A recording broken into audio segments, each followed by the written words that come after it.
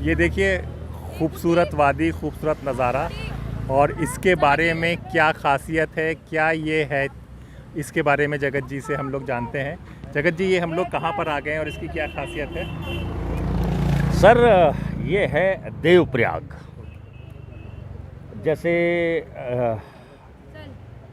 इलाहाबाद है प्रयागराज, इसी तरह ये हमारे गढ़वाल का जो ये देवभूमि जिसे कहते हैं, उसका एक मुख्य प्रयाग है जिसे हम कहते हैं देवप्रयाग। इसमें आप देख रहे होंगे ये दो नदियों का संगम है। जो बाईं तरफ से नदी आ रही है ये है भागीरथी, जो गंगोत्री से निकलती है, और सामने से जो आ रही है ये है अलकनंदा।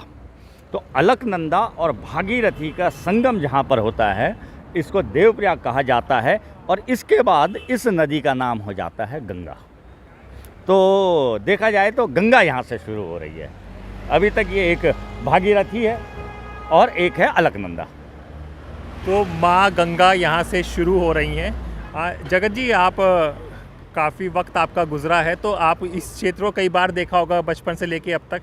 तो अब आपको क्या इसमें कुछ बदलाव दिख रहा है कुछ चीज़ों में? जी, अभी काफ़ी सारा विकास हो गया है। अच्छा, आप सामने देख रहे होंगे ये बहुत ही एक बृहन कोई संस्कृत महाविद्यालय का निर्माण हो रहा है। तो इस तरह के बहुत सारे विकास निश्चित रूप से चल रहे हैं। देखिए क्या है, मैं आपको गढ़वाल के बारे में बताता हूँ। जैसे कि आपने देखा ये अलकनंदा और ये भागीरथी। गढ़वाल को, अगर आपको गढ़वाल क्षेत्र को, उत्तराखंड में दो क्षेत्र हैं, कुमाऊं और गढ़वाल, जो आपको पता होगा। गढ़वाल क्षेत्र को आपको समझना है ना, तो ये मूल रूप से मुख्यतः अगर मोटा मोटी देखें हम, तो ये दो अलग अलग वैलियां हैं। एक वैली है अपनी भागीरथी वैली, और ये दूसरी वैली है, ये है अलकनंदा वैली। ठीक है ना। अब इन नदियों में भी अब कई वैलियां होती हैं, और वहाँ कई और वैलियां खुलती हैं जिनसे बहुत सारी अन्य जो नदियां आती हैं वो उनका इसमें विलय होता जाता है। और ये एक तरीका रहा है पुराने लोगों का, जो बड़ी नदी होती है उसका नाम चलता रहता है, और छोटी नदियाँ। तो इसलिए गढ़वाल में कहते हैं पंच प्रयाग भी हैं। अभी हम जाते रहेंगे जब आगे तो आपको दिखेगा ये देवप्रयाग है जो आखिरी प्रयाग है, यहाँ से गंगा हो जाती है दोनों नदियाँ। हम अलकनंदा के साथ आगे बढ़ेंगे तो इसमें अन्य और आपको 4 प्रयाग और दिखेंगे। उन 4 प्रयागों में रुद्रप्रयाग, कर्णप्रयाग, नंदप्रयाग और विष्णुप्रयाग। तो इस तरह से, और लास्ट में इधर आ जाते हैं तो ये देवप्रयाग। तो इस तरह से पंच प्रयाग भी हैं। और आपको शायद पता ना हो, बद्री भी 5 हैं, पंच बद्री भी हैं। बद्रीनाथ जी बोलते हैं ना हम, तो हमारे यहाँ 5 बद्रीनाथ हैं, और केदार भी 5 हैं। तो पंच बद्री, पंच केदार और पंच प्रयाग, इसलिए ये देवभूमि है। रोहित जी, आप भी कुछ बताना चाहें तो? बहुत अच्छा, जैसे गिरला जी ने बताया है कि ये देवभूमि देवताओं की भूमि है।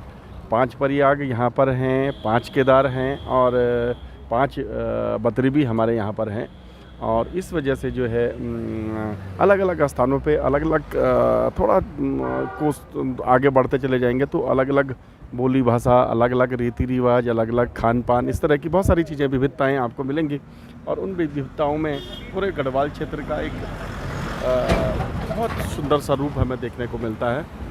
और ये यात्रा का अहम पड़ाव है देवप्रयाग। इस वर्णन है शास्त्रों में भी कि 5 प्रयागों में प्रमुख प्रयाग इसे कहा जाता है। तो बहुत शानदार ये जगह है। आप देख भी रहे होंगे बहुत सारे पर्यटक जो हैं अलग देश के अलग अलग हिस्सों से यहाँ पर आए हैं। तो अभी हमारा सफ़र जारी है, आप लोगों को हम लोग बराबर जानकारियाँ देते रहेंगे इसी तरह से। तो जगत जी, और कुछ बताना चाहेंगे आप? जी, अब हम चलेंगे। तो आप अभी थोड़ा दिन ढल रहा है, शाम हो रही है, तो ये सुहाना मौसम है। और आपने देखा होगा कितना परिवर्तन मौसम में है। अचानक आपको ठंडक महसूस हो रही होगी, जबकि अभी हम पहाड़ में और अंदर गए नहीं हैं। अंदर और जाएंगे तो और मौसम में और सुहानापन आता जाएगा, और आप उसको देख पाएंगे। और ये नदी, अब हमारा सफ़र यहाँ से अलकनंदा नदी के साथ शुरू होगा यहाँ पे से। और ये जो भागीरथी का जो जहाँ से आ रही है वो वैली अलग हो जाती है। वो आपको जाना पड़ेगा टिहरी, जो टिहरी डैम आपको पता होगा, बहुत बड़ा डैम, इंडिया का सबसे बड़ा डैम है टिहरी। उत्तरकाशी से होते हुए गंगोत्री, तो गंगोत्री यमुनोत्री वाली वैली से ये आती है। हम जैसे दिल्ली और दूसरे ज़मीनी इलाकों से लोग आते हैं तो वो मसूरी तक ही पहाड़ समझते हैं, लेकिन अब पहाड़ क्या है, मौसम में बदलाव हो रहा है, ठंड में सच में महसूस हो रही है। आगे क्या होगा और आगे क्या क्या किन किन लोगों से मुलाकात होगी, इन सब के बारे में हम आपको बताते रहेंगे। इस सफ़र के साथ हमारे बने रहिए। नमस्कार।